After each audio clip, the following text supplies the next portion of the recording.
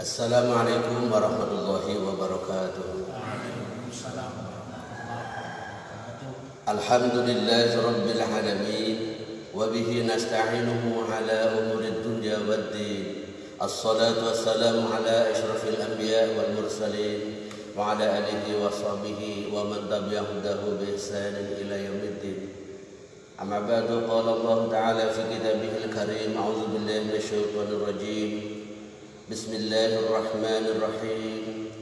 Wa ka'ayyin min nabiyyin qatala ma'ahu ribbiyuna katsir fama wahanu lima asabahum fi sabilillahi wa ma dha'fu wa mastakanu wallahu yuhibbus sabirin. Allahumma arhamna bil Qur'an.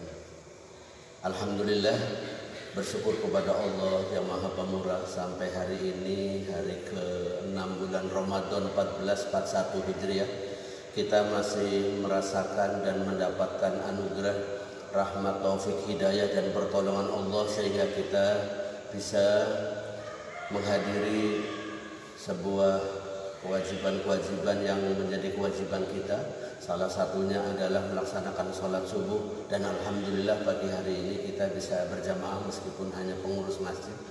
Salawat dan salam semoga Allah limpahkan pada Nabi Muhammad SAW, kepada keluarga, sahabat dan seluruh umatnya. Mengawali majelis kita, mari bersama membaca lafal basmalah. Bismillahirrahmanirrahim. Saudara-saudaraku, di kesempatan yang lalu kita sudah bahas tentang salah satu pelajaran tarbiyah pendidikan gemblengan saum berpuasa Ramadan adalah memiliki sifat sabar. Dan sabar sudah kita bahas ada tiga, ya, setidak-tidaknya dalam tiga hal.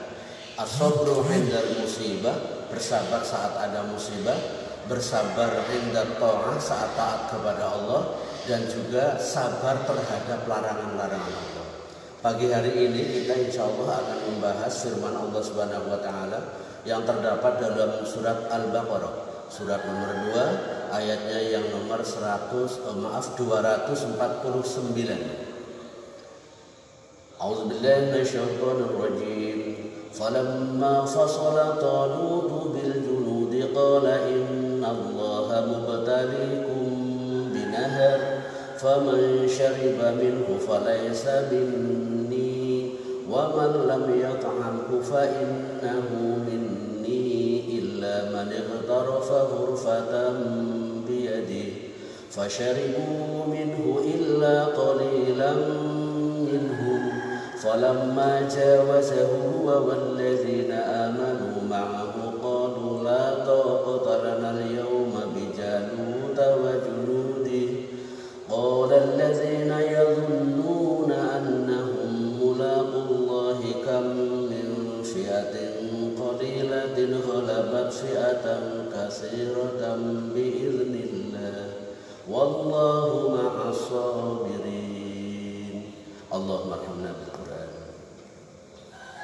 Falamma fasala Talut, setelah Talut sampai kepada sebuah tempat, bil junudi, dan tentaranya Talut, qala, Talut berkata, innallaha mubtaliikum binahar, sesungguhnya Allah menguji kamu sekalian dengan sungai. Faman syariba minhu falaysa minni, siapa yang meminum air sungai itu bukanlah termasuk di antara golonganku, pengikutku. Wa man lam yat'amhu fa innahu minni illa man ightarafa ghurfatan biyadihi, dan siapa yang meminumnya bukan, maka dia itu, wa man lam yat'amhu, dan siapa yang meminumnya, fa innahu, siapa yang tidak meminumnya, dia adalah umatku, golonganku, pengikutku. Illa man ightarafa ghurfatan biyadihi, kecuali nyiduk dengan cidukan tangan. Fasharibu minhu ila qalilan minhum, maka mereka meminumnya kecuali sedikit di antara mereka.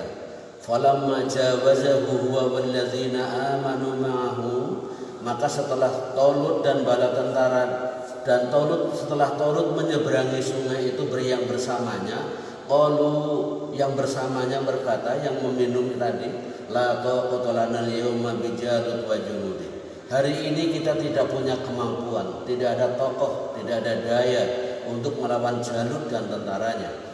Qala alladziina yadhunnuna annahum mulaqullah. Berkatalah orang-orang yang menyangka, yang yakin akan berjumpa dengan Allah, kam min fi'atin qalilatin.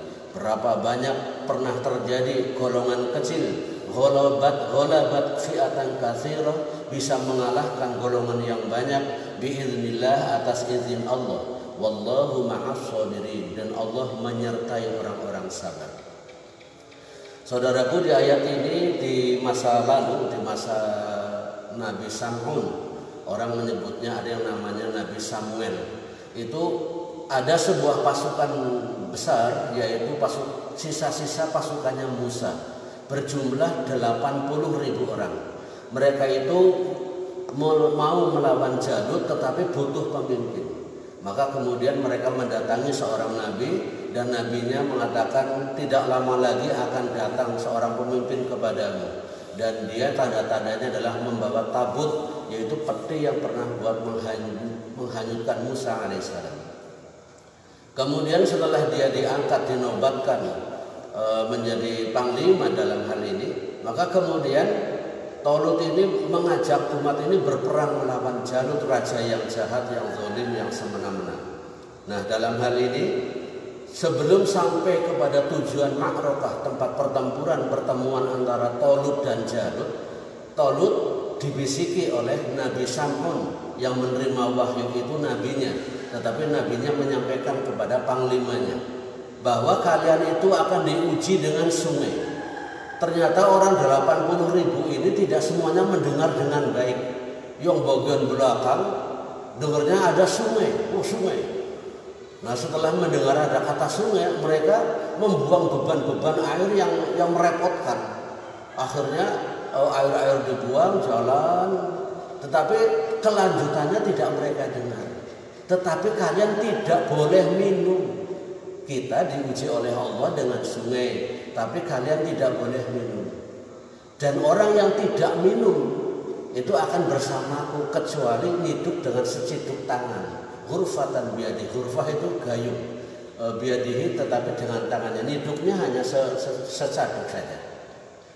Nah, kemudian dari 80.000 orang itu hanya 4.000 yang bisa menyeberang sungai. Yang 76.000 mereka minum sepuasnya, mandi, berenang sampai tidak bisa menyeberang sungai. Ini gambaran bahwa dari 80.000 orang yang menanti perang di zaman Talut dulu itu hanya 4.000 yang sanggup taat dengan aturan. Berapa? 5%. 5% dari 80.000 hanya 4.000 yang bisa mengikuti aturan. Lainnya seenaknya sendiri, semaunya sendiri di zaman itu. Sehingga kalau kita kemudian kalkulasi kembali, orang yang mengambil rukhsah, mengambil boleh minum satu gayung, ini berjumlah mencapai 3.700 lebih.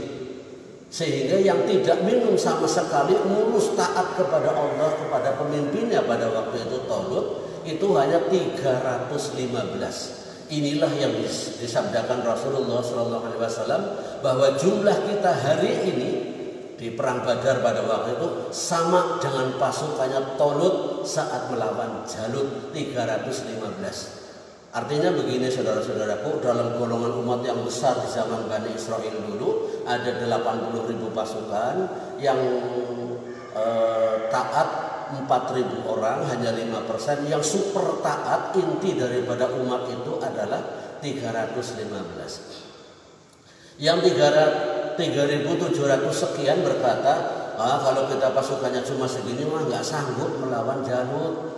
Nah, yang 315 mengatakan ini orang-orang yang sangat kuat imannya, orang-orang yang sangat komitmen dengan aturan dan perintah dan larangan. Dia berkata, banyak golongan kecil yang bisa mengalahkan dengan golongan besar dengan izin Allah. Wallahu ma'as sabirin. Allah menyertai orang-orang yang sabar. Sabar di sini digambarkan bahwa Orang yang sabar adalah orang yang taat kepada Allah, kepada Rasulnya dan pada pemimpinnya pada waktu itu, ditambah menjauhi yang dilarang oleh Allah.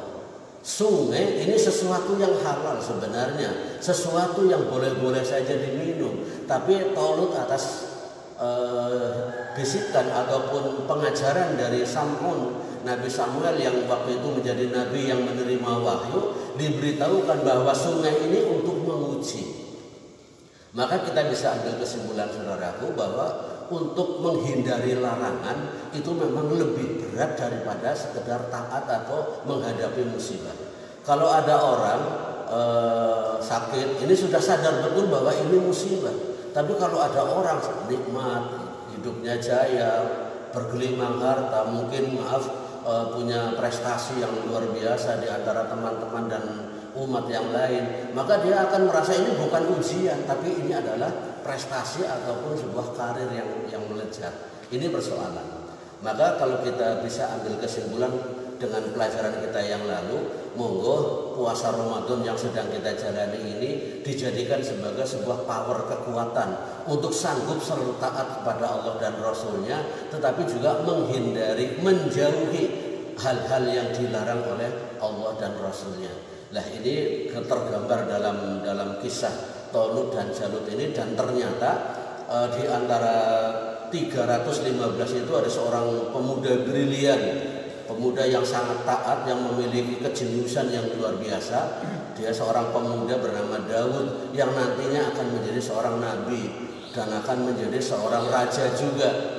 Dan dia seorang nabi yang luar biasa, diberi kerajaan oleh Allah, bisa memahami bahasa binatang yang nantinya diajarkan pada Sulaiman putranya, dan dia juga mendapatkan satu ibrah baik, sanah yang baik, contoh yang baik. Puasanya Nabi Daud ini sehari puasa sehari tidak, menjadi sunnah yang baik untuk kita umat Muhammad SAW. Yang berikutnya adalah qiyamul lail seperti Daud. Nabi Daud itu konon hanya 2 jam dalam satu malam tidur, selebihnya adalah untuk ngurus negara, untuk sholat malam dan berkeluarga. Karena dia ditakdirkan oleh Allah memiliki istri yang banyak, sehingga dengan kesibukannya dia hanya bisa sempat tidur 2 jam dalam satu malam, selebihnya ngurus keluarga dan ngurus negara. Dan ini yang bisa kita sampaikan pagi hari ini sebagai satu motivasi buat kita. Monggo kita kuatkan iman, sebab dengan kuatnya iman kita akan sanggup melewati masa-masa sulit, kita akan sanggup menghindari larangan-larangan, dan akan bisa taat secara maksimal kepada Allah dan Rasulnya. Tentunya nanti akan kita sampaikan bagaimana kita memupuk iman, bagaimana kita menjaga iman, dan bagaimana kita bersama-sama menyuburkan iman di hati kita agar bisa tumbuh subur, agar bisa berbunga dan bisa akhirnya berbuah kebaikan, iman dan amal soleh.